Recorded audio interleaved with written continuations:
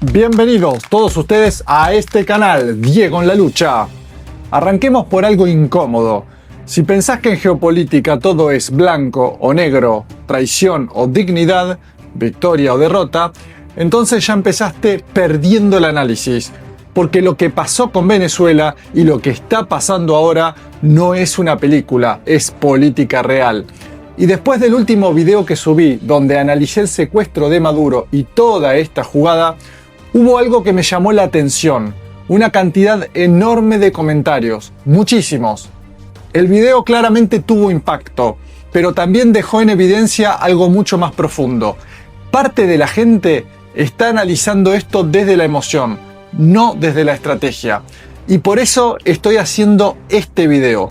Porque hay que ordenar las ideas, bajar un cambio y empezar a pensar en frío. Si bien hubo muchos comentarios a favor del video y que estaban de acuerdo, también apareció la cuestión de la traición. Traición de Delcy, traición del chavismo, traición al legado de Chávez.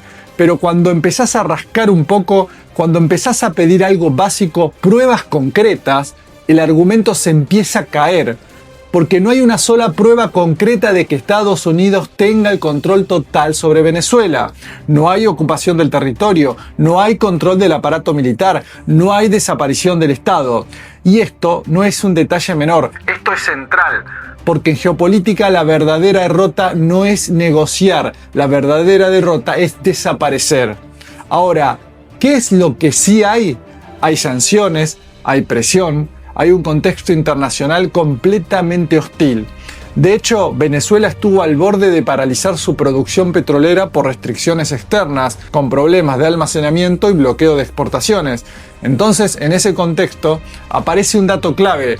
Estados Unidos flexibiliza sanciones, habilita ciertas operaciones y permite que parte del petróleo vuelva al mercado bajo condiciones específicas. ¿Eso es una entrega o es una forma de destrabar una situación crítica? Porque además hay algo que muchos omiten. Parte de ese petróleo que hoy se está vendiendo estaba parado, no se podía comercializar, no generaba ingresos y ahora empieza a generar flujo nuevamente. Incluso en los acuerdos recientes, parte del dinero de esas operaciones vuelve a Venezuela, mientras otra parte queda bajo supervisión externa. ¿Es ideal esto? No. ¿Es una estrategia absoluta? Tampoco. Es una negociación en condiciones de presión extrema. De hecho, presten atención a esto. Al entrar a la página oficial estadounidense de la OFAC, Oficina de Control de Activos Extranjeros, lo que figuran son licencias de años anteriores que aún están vigentes.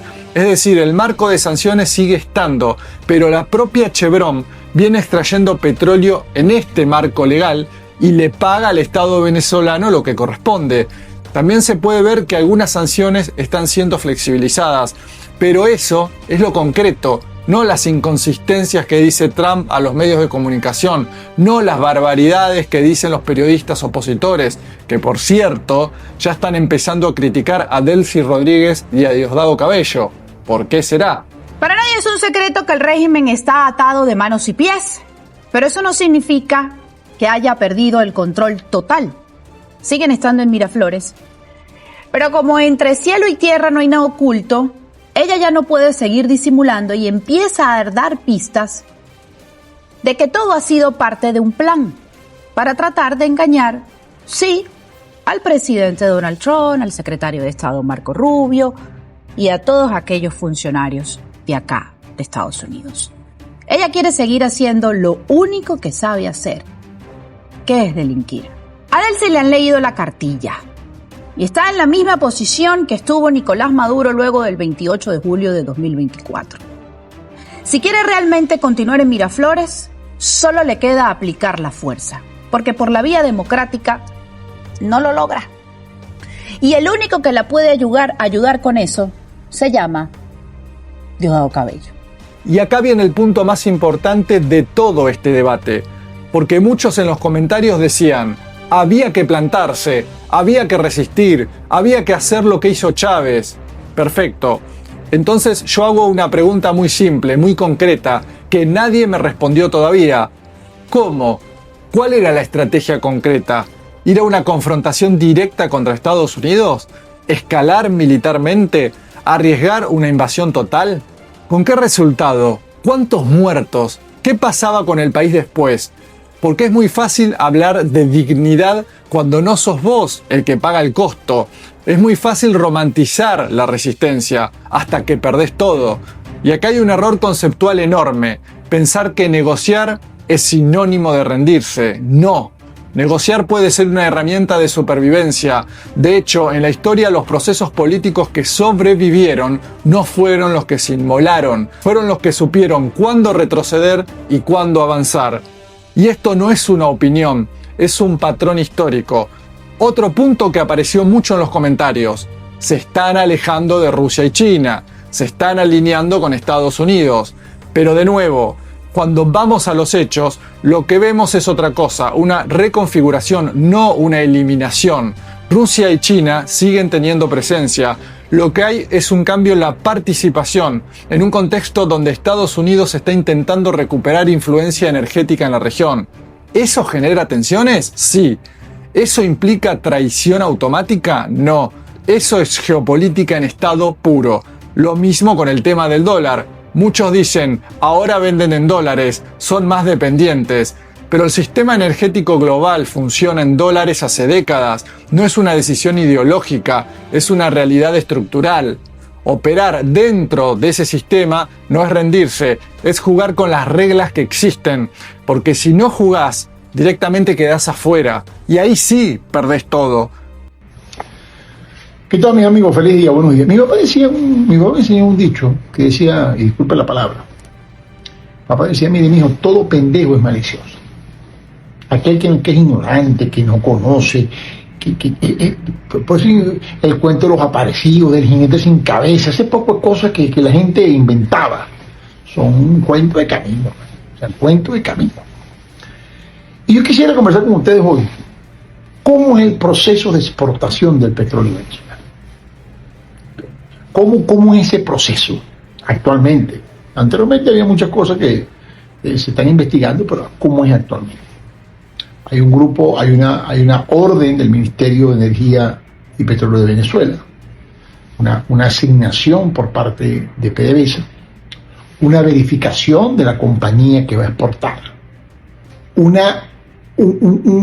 seguimiento de todas sus actividades, una aprobación de esa compañía por parte del gobierno norteamericano, una verificación de la refinería que va a recibir el producto en los Estados Unidos, una nominación de un barco que pasa por un control de la OFAC, primeramente, verificación del historial de ese barco que no puede estar sancionado, una certificación de los fondos de la refinería en la cuenta norteamericana de Venezuela, que se llama cuenta venezolana en el Departamento del Tesoro, verificación de esos fondos por parte de la Oficina de Activos de los Estados Unidos, verificación de los fondos por parte de la Oficina del Ministerio de Energía y Minas venezolano, verificación de los fondos por parte del Ministerio de Hacienda de Venezuela.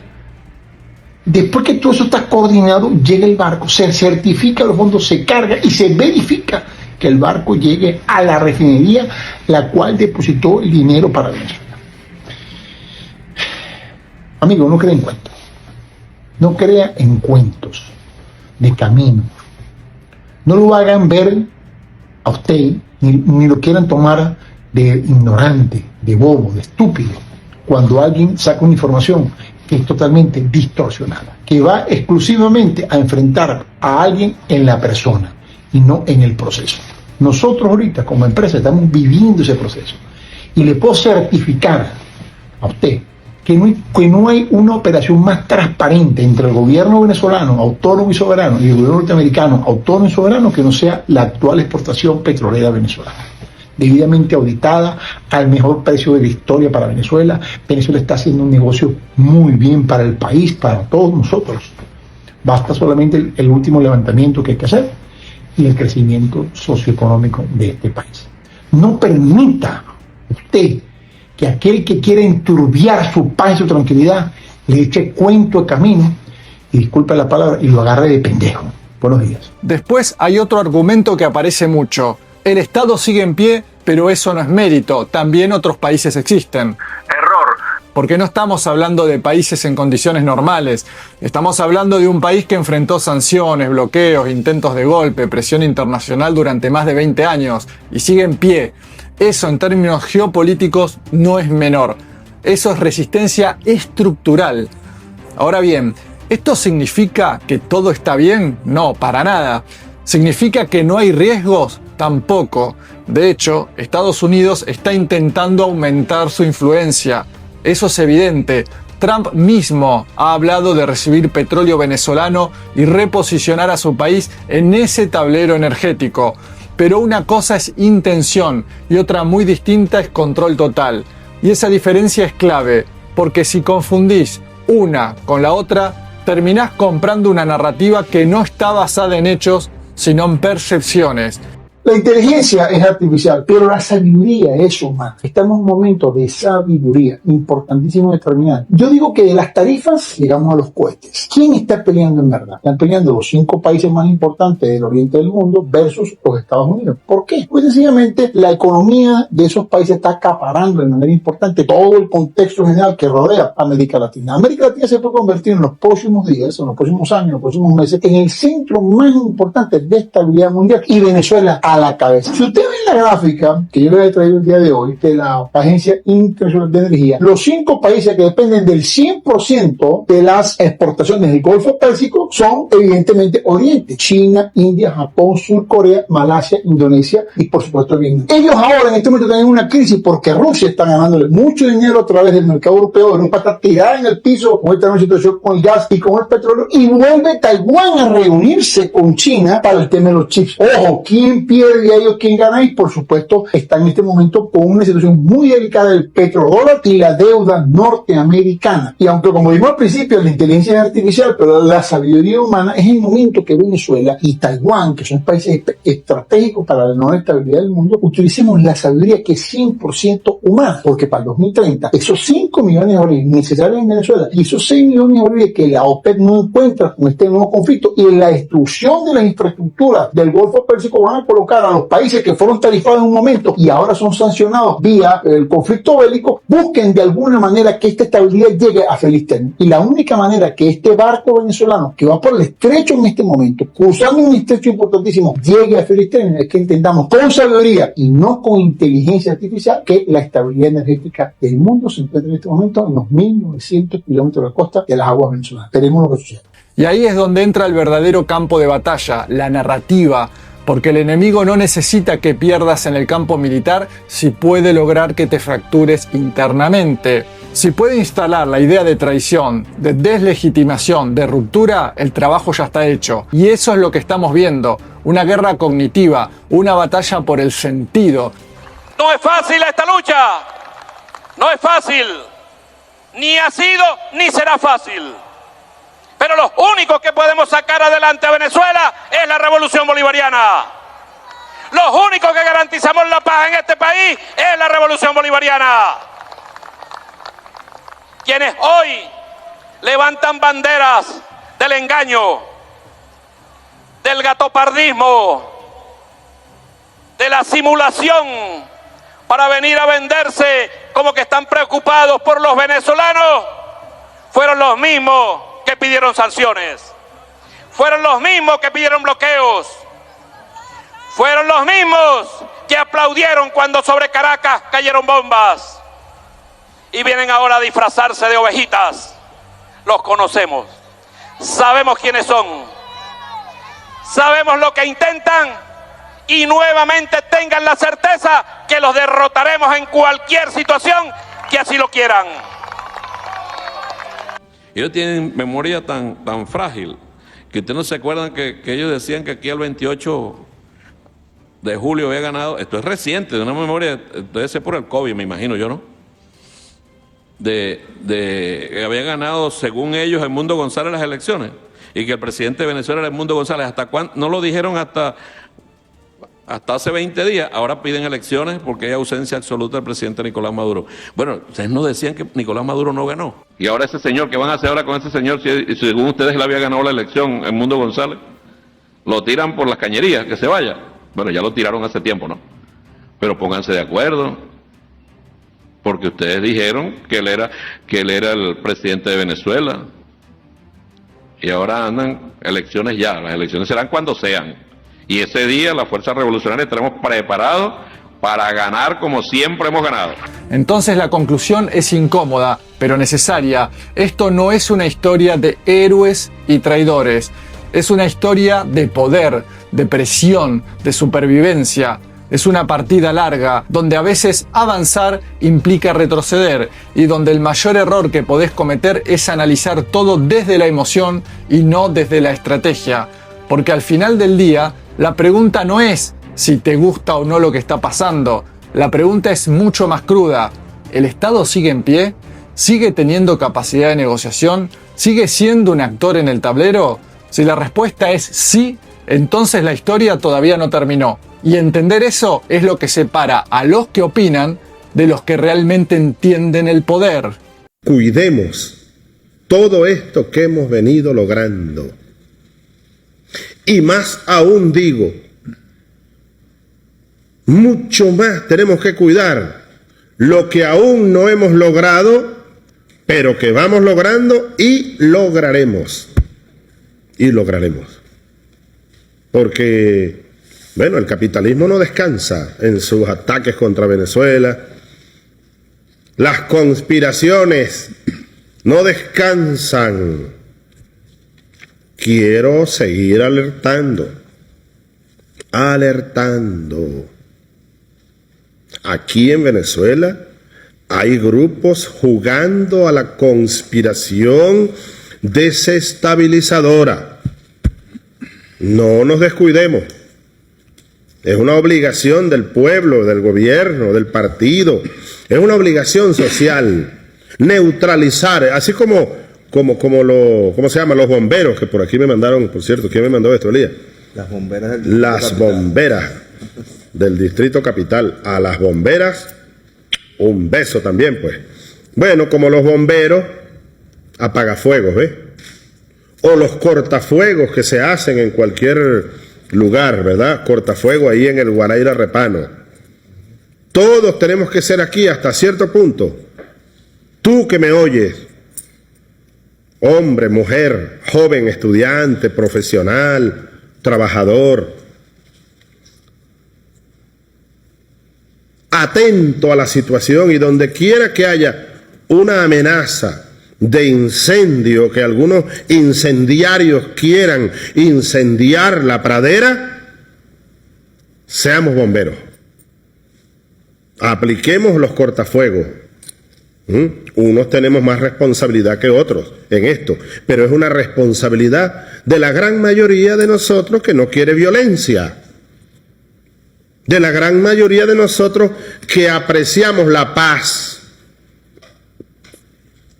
Nadie sabe lo que tiene hasta que lo pierde. Que apreciamos la paz, que le damos el valor supremo. El valor supremo. Una paz no significa el silencio de los sepulcros, no. En Venezuela, ustedes saben, hay plena libertad de expresión, aunque algunos sigan irracionalmente diciendo lo contrario, pero allá ellos. Libertad de pensamiento, libertad de expresión, libertad de protesta, de manifestación. Pero esa es una cosa, protestar, por ejemplo. Protestar, exigir, reclamar, eso es un derecho de todos. Pero esa es una cosa muy distinta a los incendiarios, que andan haciendo planes desde ahora para tratar de incendiar a nuestro país, o este año o el próximo. Con el favor de Dios no lo van a lograr, pero hagamos todo lo que tenemos que hacer, para que no nos incendien el país, para que no nos vuelvan a incendiar el país. Ahí están ustedes mostrando las tablas. ¿Cuánto daño no le hicieron al país los incendiarios el 2001, 2002, 2003? ¿Cómo se incrementó la pobreza en esos años? ¿Cómo se incrementó el desempleo en esos años? ¿Cómo cayó la economía en esos años? Y además el tema social, ¿no? Psicológico, el terrorismo. La psicosis colectiva. No, eso más nunca volverá a Venezuela. Pero alerto que hay algunos grupitos por ahí planificando, van a fracasar. Te invito a que entres a ver el video anterior de Venezuela y comentes. Y por supuesto contame qué pensás de todo esto. Te pido que te suscribas a este canal, actives la campana de notificaciones en la opción todas, eso es muy importante, le des pulgar arriba y compartas. Muchas gracias.